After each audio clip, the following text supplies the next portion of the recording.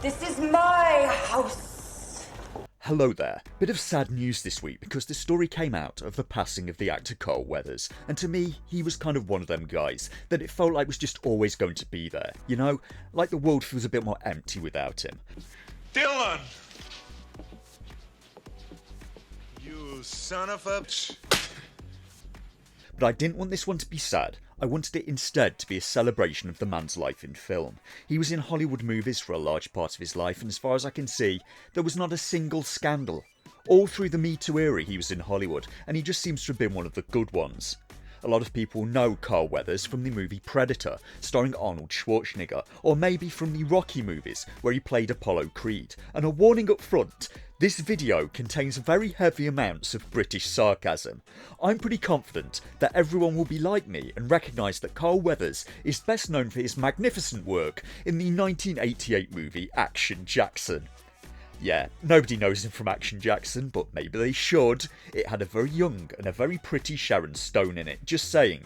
This was 2 years before Total Recall, and it's that basic instinct here in Sharon Stone right there. She was around 30 years old in Action Jackson. It also had the singer Vanity in it.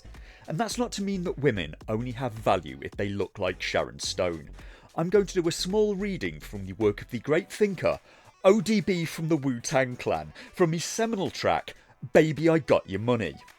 Dedicated to all the pretty girls, all the pretty girls, all the pretty girls in the world, and the ugly girls too, 'cause to me you're pretty anyway. What a lad. Just saying. You see, in previous decades, Hollywood used to make movies with incredibly attractive women in them. But this is 2024, and finding women attractive now appears to be considered by Hollywood to be misogynistic. Those look good. A big salty clam would sure go great with this heat. You want one, Daff? No! Men just saying hello to a woman or looking at one can be considered harassment. It's far more important to get a female lead actress like in the Disney series Echo, who's body positivity, who's deaf, a member of a minority group and an amputee to boot. But at some point in that list, they appear to have forgotten to get a lead actress who can act. Action Jackson is also a bit of a class reunion. Predator was released in 1987. Action Jackson was released 1 year later in 1988 and has both Bill Duke from Predator in it as the cliched angry police captain, and also the late great Sonny Landham, also from Predator, who briefly plays a dealer in Action Jackson that Carl Weathers has to fight, and in a single throw throws him out of one building, through a window, across an alley and into another building. Sonny Landham is a bit of a figure of legend for me. There's a story about him in the movie Predator that in order to appease the assurance companies for the film, Landham could only be cast if a bodyguard was hired for him. The bodyguard was not meant to protect Landham, but was rather to protect other people from Landham. And what could he have possibly done that would make that necessary? The filming of Predator sounds like it was a wild ride. In order to achieve the realism of playing Special Forces soldiers, the actors apparently underwent an intense boot camp with real army personnel, and the only person that didn't seem to be bothered by that was Jesse Ventura because he was an ex-Navy SEAL, and the original Predator outfit was supposed to be quite different. Arnold Schwarzenegger is quoted as saying that the design looked like a guy in a lizard suit with the head of a duck. It was also supposed to be Jean-Claude Van Damme in the suit, but he got fired for some reason. Stunt coordinator Craig Baxley said that Joel Silver fired Van Damme when he broke the $20,000 Predator mask. Actor Bill Duke said he thought Van Damme was fired because he kept passing out inside the suit from the heat. Casting director Jackie Birch thought he was fired for complaining too much, and visual effects supervisor Joel Hynek said that Van Damme refused to stop kickboxing as the Predator, so Joel Silver fired him. Jesse Ventura also had a minigun. Why can we not get films like that anymore? I loved Carl Weathers in Predator. He did such a good job. But he normally did. What would the Rocky series have been without Apollo Creed in it? He did so many good films. His first movie, according to IMDb, was an uncredited role in the Dirty Harry movie Magnum Force. He did a lot of TV work, acting in shows like Magnum P.I., Starsky and Hutch and Kung Fu, and he was great in Happy Gilmore as well. It's just sad for me that his last credit was Season 3 of The Mandalorian. It was still good to see him in it, but he deserved better. I'll miss you, Carl Weathers. What a guy.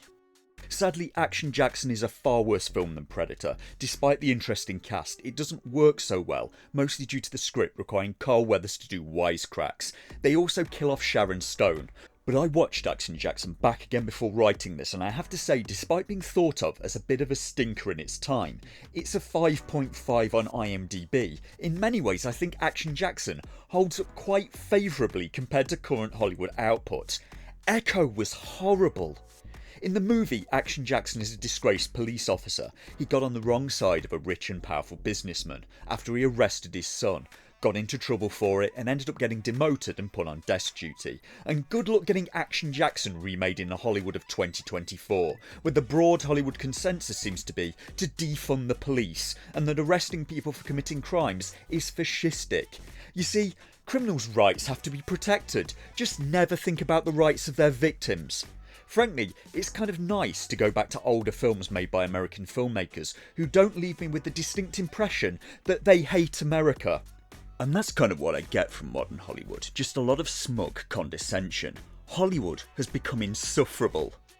What you've done is just so stunning and soulful and authentic and genuine and real, and They go on like that for over half an hour, and sitting through that whole conversation of Rachel Zegler and Andrew Garfield was frankly painful. The constant humble bragging and fluffing each other, and a whole lot of fake humility. Can you imagine Carl Weathers doing any of this? He just seems like a guy who it would have been fun to have a beer and a conversation with. Half an hour of listening to these people, and I don't ever want to see them again. The worst part was when they got onto the subject of Zegler's casting in Snow White. Because all of the people were angry. And so it was like those people. very much this, yes, it was The this people awakening that we need of, to educate, the people. Watching Ricky Gervais's Golden Globe speech should be mandatory for these people at this point. It isn't an actor's job to educate people, and even if it was, I failed to see how any of them are qualified, and that may be the problem right there. It's activism. What happened to just trying to make an entertaining movie, or trying to make a piece of art?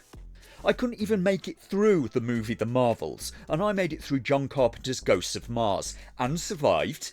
If you gave me the choice of trying to watch The Marvels again, or instead going back to rewatch Ballistic X vs. Sever, I would opt for X vs. Sever. Action Jackson has to try and bring this evil rich guy to justice, clear his name after he gets framed for the murder of Sharon Stone, and save the life of the actress Vanity, who's playing a singer and addict in Action Jackson, and a girlfriend of the rich businessman. Along the way, Action Jackson has to help her get her life together, and helps her get off of drugs. I know, right? It's also patriarchal. It's 2024 now. Men can't care about women any longer. That would be misogynistic. And trying to get addicts clean is clearly infringing on their personal choices and autonomy. Of course, it's clearly far more caring to just let people do drugs that may end their lives. Just let people do crimes. Let them be homeless, living under a bridge and shitting on the sidewalk. It isn't kind to let people walk around with an addiction or a mental illness, or to some extent to let people commit crimes. It isn't respecting a lifestyle choice. They need help. It seems that somewhere people forgot about the concept of tough love. Carl Weathers instead protects Vanity, brings the bad guys to justice, clears his name, throws Sonny Landham out of one building, through a window, across an alley and into another building, and even refuses Vanity's advances because she's not thinking clearly. And somewhere along the line, they fall for each other. I know, right? It's 2024 now. Men can't love women any longer. That would be misogynistic. Fuck. Jesus. You know, I'm really wired. What do you say I take you home and eat your Never rub another man's rhubarb.